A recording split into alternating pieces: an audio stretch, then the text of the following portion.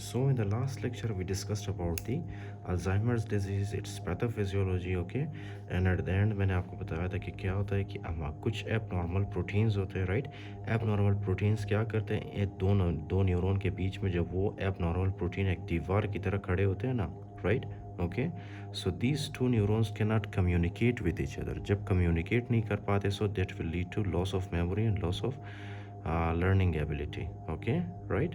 अच्छा, you must remember one thing, ये जो एबनॉर्मल प्रोटीन यहाँ पे डिपॉजिट होता है ना between neurons, okay, that abnormal protein is called as the senile plaque, okay, that is called as the senile plaque, right, senile plaque. अब this senile plaque, this is very important, you must know कि ये बनता कैसे है, fine, and I discussed with you its pathophysiology and how it is formed. अच्छा, now we will discuss one more very special feature of the Alzheimer disease, okay, that you will find in the Alzheimer patient। एक तो है senile plaque और दूसरा एक और हमारे पास एक चीज़ होता है which is called as the neurofibrillary tangles, okay। Now what is neurofibrillary tangles? First of all you need to understand one thing, okay, कि ये जो आपका न्यूरॉन है ना, न्यूरॉन किस चीज़ से बनता है। जिस तरह आपके पास एक रूम है फॉर एग्जांपल, राइट, रूम के अंदर क्या है, रूम के अंदर दीवारें हैं, okay, right, your room has walls, right, दीवारें। अब ये जो दीवार होते हैं ये हमारे रूम को क्या करते हैं, प्रोटेक्ट करते हैं, ओके। हमारा जो रूम है वो किस चीज़ से बना होता है, वॉल्स से, ओके। इसी तरह जो हमारे पास न्यूरॉन्स है ना, न्यूरॉन किस चीज़ से बने होते हैं, साइटोस्केलेटन, न्यूरॉन के अंदर होते हैं साइटोस्केलेटन, ओके। इस तरह से क्या होते हैं न्यूरॉन के अंदर, इस तरह से होते हैं cytoskeleton, okay, which are made of microtubules. अच्छा, फॉर एग्जांपल ये क्या है, हमारे पास एक साइटोस्केलेटन है जो कि क्या करता है, हमारे न्यूरॉन के स्ट्रक्चर को मेंटेन करके रखता है, ओके। अब ये जो हमारे पास है ना cytoskeleton, let me write down for you, this is the cytoskeleton.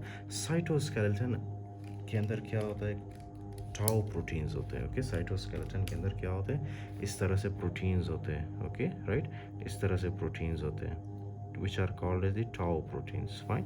और ये जो tau proteins हैं they are present in the cytoskeleton, okay, या tau proteins, fine।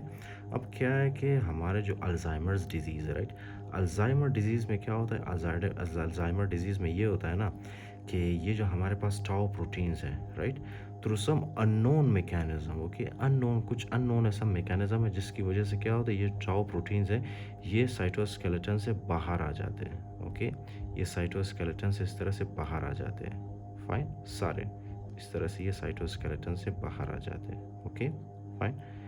Can you see, ये साइटोस्केलेटन से इस तरह से बाहर आ जाते हैं और बहुत ज़्यादा टाउ प्रोटीन्स होते हैं, बहुत ज़्यादा टाउ प्रोटीन्स, ये सारे यहाँ पे न्यूरॉन के एक जगह पे क्या होते हैं, एट अ सर्टेन पॉइंट ये सारे इस तरह से एक्यूमुलेट होते हैं, okay.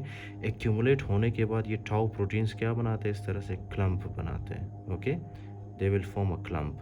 Now these clump of the tau protein that is called as the neurofibrillary, okay, that is called as neurofibrillary, okay, neurofibrillary tangle, right, neurofibrillary tangles। Now why it is important, because in your book it is mentioned, okay, when you're diagnosing a patient, in the biopsy of that patient you will find neurofibrillary tangles, right। अब ये कैसे बनता है, I discussed in very detail, okay.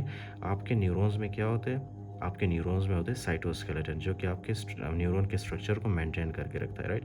लेकिन due to some reason क्या होता है कि ये जो टाउ साइटोस्केलेटन के अंदर क्या होता है, टाउ प्रोटीन्स, ये टाउ प्रोटीन्स हमारे साइटोस्केलेटन से निकल के ये हमारे न्यूरॉन के एक स्पेसिफिक साइट में ये एक्यूमुलेट होते हैं और क्लम्प बनाते हैं, राइट। और उस क्लम्प को हम लोग क्या कहते हैं, न्यूरोफिब्रिलरी टैंगल्स, ओके। तो जाहिर सी बात है जब ये टाउ प्रोटीन्स हमारे साइटोस्केलेटन से निकल जाएंगे, ओके, तो हमारा साइटोस्केलेटन एक तो वीक होगा और दूसरा ये जो न्यूरोफिब्रिलरी टैंगल्स बने हैं ना हमारे पास, ये क्या करते, ये स्टिमुलेट करते, किस चीज़ को स्टिमुलेट करते, ये हमारे न्यूरॉन के अंदर उस एंजाइम्स को स्टिमुलेट करते हैं which are responsible for the apoptosis, okay, right. तो इन शॉर्ट आप कह सकते हो कि न्यूरोफिब्रिलरी टैंगल्स क्या करते हैं, हमारे न्यूरॉन्स के अंदर एपोटोसिस करते हैं, राइट। This is not apoptosis, this is apoptosis, okay. What is apoptosis, apoptosis is programmed cell death, okay. ये हमारे न्यूरॉन्स को क्या करते हैं, स्टिमुलेट करते हैं for the death, okay, for the death. तो कुछ अरसे बाद क्या होता है, हमारा जो न्यूरॉन है ना, these neuron will die. Okay, fine.